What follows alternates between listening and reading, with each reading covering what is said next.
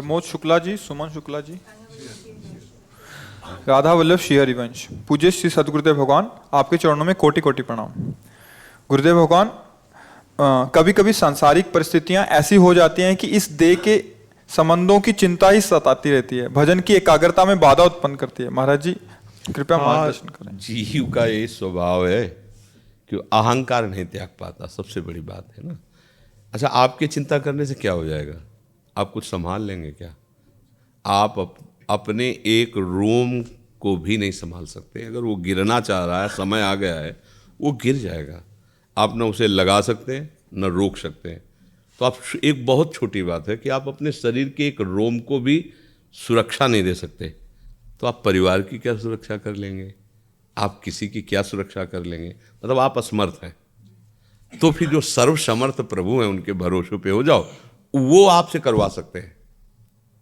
वो आपसे करवा सको, आपकी भुजाओं में बैठ कर वो ऐसा कार्य करवा सकते हैं कि आप खुद सोचेंगे कि ये तो हो ही नहीं सकता था मेरे से। उनके आश्रित रहो। जो भी अपना है, चाहे रिश्ता हो, चाहे वस्तु हो, चाहे संपत्ति हो, चाहे ये शरीर हो, वो प्रभु को समर्पित भावना से कर दो। नाथ सकल संपदा तुम्हारी, मैं सेवक समेत सुतनारी। हे प्रभु, अब आप जानो, आप देखो। तो आपको जब कभी किसी की चिंता हो तो प्रभु की तरफ देखो कि नाथ, इस शरीर से इसका ये संबंध है, मेरी तो सामर्थ्य नहीं, पर इच्छा है ये सुखी रहे, स्वस्थ रहे, चाहे वो बच्चा हो, बच्ची हो, रिश्ते हो, नाते हो। प्रभु आप देख लो, आप जैसा समझो। बस अपना काम इतना है। हो सकता है हमारे मन की बात है कि मान लो आप हमसे जुड़े, अभी आपको दुखी देखें तो हम आपसे थोड़ी कहेंगे, हम तो श्री जी से कहेंगे कि श्री जी ठीक है जैसे भी हैं, पर हैं तो आपके ना, अब आप संभालो, आप देखो। ऐसे आप भी जो आपसे जुड़े हैं, जहाँ आपका मन जुड़ा है, तो आपको उनकी सारी की सारी चिंता इनके चरणों में दे देंगे। प्रभु आप देखो, और वो सब संभाल लेंगे। प्रभु सब विश्वास करो, वो सब। प्रणत कुटुंब पाल रघुराई, गोस्वामी तुलसीदास जी कहते हैं। शरणागत के, प्रणत माने शरणागत के परिवार को भगवान पालते हैं। कुटुंब पाल रघुराई। चिंता ना करो, चिंतन करो, भजन करो, उसी से सब ठीक हो जाएगा। कई बार हमने सत्संग में सुना है, एक सोझा नाम जी के भगत थे, गृहस्थ। तो सत्संग और भजन के प्रभाव से उनको एक दिन लगा कि अब मेरा जीवन व्यर्थ संसार में जा रहा, अब मैं विरक्त होकर भगवान का भजन करूंगा। तो शास्त्र की बात आई कि अब तो ब्याह कर चुके हैं और नवजात शिशु बच्चा भी था, क्या करूं? तो पत्नी से उन्होंने कहा, देखो हमारा निश्चय हो गया है, अब हम भगवान का भजन विरक्त होकर करेंगे। आप पत्नी, इसलिए आपसे हम कहते हैं कि यदि आप चाहो तो हमारे साथ चल सकती हो, और अगर आप ना चाहो तो ये सारी संपत्ति, घर परिवार सब आपका, मुझे जाने दो। तो उनका, मुझे संपत्ति वो सब नहीं चाहिए, मैं आपके साथ चलूँगी। तो बोले अपने साथ कुछ नहीं ले चलना होगा, मतलब कुछ नहीं तो कुछ नहीं। उनका ठीक है।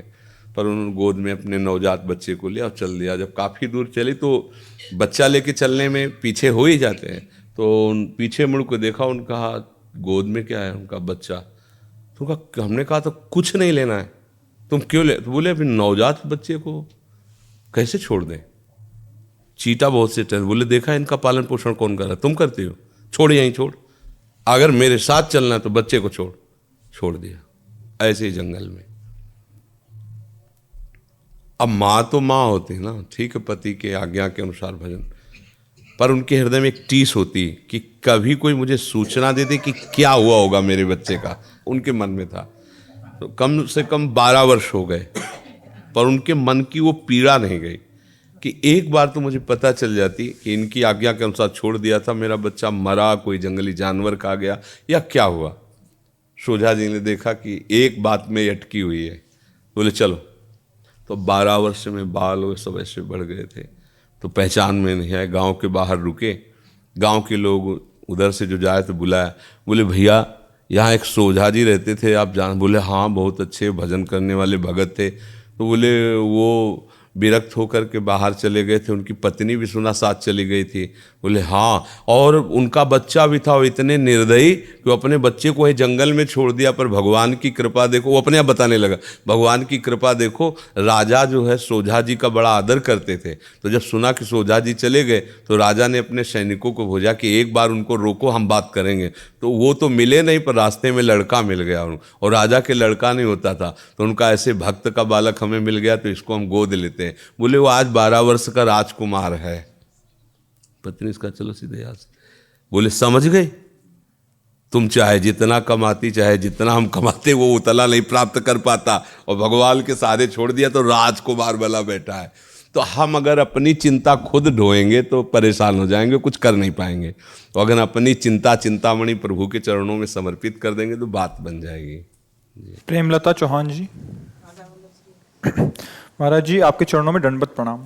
महाराज जी, सत्संग सुनते हैं, समझते हैं, फिर भी संसार में सुख है, यही बात मन में बनी रहती है, सुख बुद्धि बनी रहती है। सत्संग में हम जब प्रारंभ करते हैं तो 3 बातें कहते हैं। किसका है? हाँ, 3 बातें कहते हैं। पहले कहते हैं भगवान की बात को श्रद्धा विश्वास पूर्वक सुनो। फिर दूसरी बात कहते हैं महत्वपूर्ण भाव रख करके मनन करो। फिर तीसरी बात कहते हैं इसे जीवन में उतारो। तो आप कहते हैं सुनते और समझते हैं, तीसरी बात नहीं है उतारना। तो मलिनता, भोगों के प्रति जो आकर्षण है वो हमें लगता है अच्छा है, सुख है। जैसे किसी को सांप काट खाए ना और जहर चढ़े, तो गांव में उसकी पहचान की जाती थी, नीम की पत्ती खवाई जाती थी। कैसी लग रही? उनका मीठी। बोले तुरंत उपचार करो, जहर चढ़ गया है। भगवान ने और संत महापुरुषों ने अनुभव किया है संसार कैसा है। दुखालयम, दुख योनयः। अपने को कैसा लग रहा है? मीठा। अच्छा, जहर चढ़ गया माया का। उतरवाओ, फटाफट उतरवाओ, नहीं तो जहर चढ़ गया है, ये मार देगा, विष चढ़ गया है। हाँ, अब सही माने में जो संसार में सुख भास रहा है वो भगवान ही है, दूसरा कोई नहीं। पर हमारे अंदर ये स्थिति नहीं है ना, तो हम उन्हें भगवान नहीं देख पाते। बस यही फंसाव है। सही माने में जहाँ कुछ आकर्षण है वो भगवान। जैसे आपको पत्नी से बहुत प्रेम है, बहुत सुंदर है, सुशील है, सज्जन है, आप बहुत प्यार करते हैं, लेकिन पत्नी को नहीं करते हैं आप, उसमें बसे भगवान को प्यार करते हैं। बोले नहीं नहीं, हमें भगवान से क्या मतलब, हमारी पत्नी। तो जब भगवान चले जाते हैं तो आप उस पत्नी के शरीर को प्यार करते हैं? उसको जला देते हैं। उसके पास बैठना आपको भयभीत कर देगा कि रात्रि में कैसे बैठूं, 2-4 लोग बैठो यार। तो उसी पत्नी से तो तुम प्यार कर रहे थे, अब 2-4 लोग क्यों? बोले वो जो थी वो तो चली गई। नहीं नहीं, वो थी और था कि नहीं था, वो तो भगवान था, वो अंतर ध्यान हो गया। वो सामने सामग्री तुम्हारे रखी जिसको तुम प्यार करते थे, जानते थे। तो अनजाने में भी हम प्यार भगवान से ही करते हैं। तो अनजाने में भी हमें कहीं भी सुख मिलता है वो भगवान ही होते, पर हम जानते नहीं। अगर ये जान जाओगे तो कहीं संसार कुछ और है ही नहीं, भगवान ही भगवान है, कोई नहीं। ये जब दृष्टि बदलेगी तब आपको समझ में आएगा सब में भगवान है, इसीलिए हम प्यार करते हैं सबको। भगवान ना हो तो देखो अपने कितना भी प्यारा हो हम उसे जला देते हैं, कितनी दुर्दशा करते हैं उस शरीर की, जला देते हैं, गाड़ देते हैं, फेंक देते हैं, कोई मतलब नहीं है। क्यों? मर गया। कौन मरा? कौन मरा?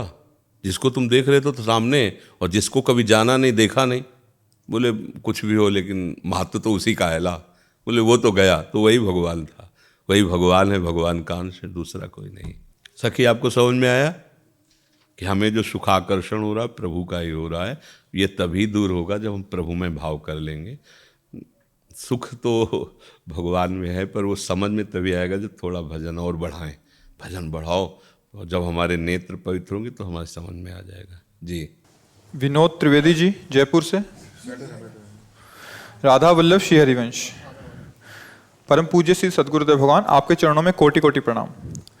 महाराज जी, आपकी अहेतु कृपा से सुबह की सेवा, वाणी पाठ व पूजन कर लेते हैं, परंतु नौकरी का समय अनिश्चित होने के कारण समय पर घर नहीं आ पाते, जिसके कारण संध्या पूजन तथा शयन पूजन का नियम पूर्वक निर्वाह नहीं हो पाता, जिससे हृदय में गलानी रहती है। महाराज जी, कृपया मार्गदर्शन करें, इस स्थिति में हम क्या करें? कोई बात नहीं। किसका है?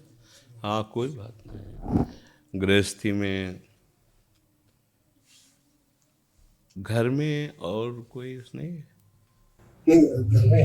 घर में है और पति भी जो है वो भी जॉब में रहती है, मतलब वो भी छोटा बिजनेस है, तो वहाँ पर बच्चे रहते, थोड़ा बहुत बच्चे कर लेते, लेकिन वो संतुष्टि नहीं मिलती जो हमें हमारे कर देते। हाँ, अच्छा है, संतोष ना होना अच्छा है, पर गृहस्थी के कार्यों में इसीलिए फिर नाम प्रधान जीवन रहना चाहिए, चलते फिरते नाम। वो आपकी कृपा से वो हाँ, क्योंकि अब गृहस्थी में अगर वो अष्टयाम सेवा को देखें तो मान लो आप नौकरी में हो, कोई किसान है, कोई व्यापारी है, अब वो सब समय कैसे दे सकता है? तो वो भी भगवान की सेवा है, ऐसा मानकर और नाम जप करते रहो, और जब समय मिले, जिस पहर की सेवा मिले वो सेवा कर लो और नाम जप करते रहो। शयन आती, हम जैसे जब आते हैं उस टाइम अगर कर लेते तो वो बाद में वो मतलब वो हाँ, एक चीज़ है कि जैसे सुबह आप श्रृंगार तक कर लिए और भोग लगा दिए, चले जाओ। अगर घर में कोई है तो मध्याह्न में उनको शयन करा दे और फिर 1-2 घंटे बाद उत्थापन कर ले। अगर नहीं भी करता तो आप भाव से वहाँ जहाँ हो वहीं से कर लो। थोड़ी देर भाव, मतलब 1-2 मिनट में ही भाव किया कि हम अपने ठाकुर जी श्री जी को शयन करा दिए, घंटा 1.5 घंटा बाद फिर उत्थापन करा दिए और मानसिक भोग लगा दो भाव में कि लड्डू है, मीठा है, जल है, भोग लगा दिया, श्री जी पा चुके, भावना। इसके बाद जब शाम के जाओ फिर अच्छे से भोग लगा दो, रोटी दाल सब्जी जो भी है भोग लगा पवा दिया, थोड़ा दूध का भोग लगा, फिर शयन करा दिया, आरती करके वो हो जाएगा। श्री जी जानती हैं कि आप व्यवहार की सेवा में हो और नाम जब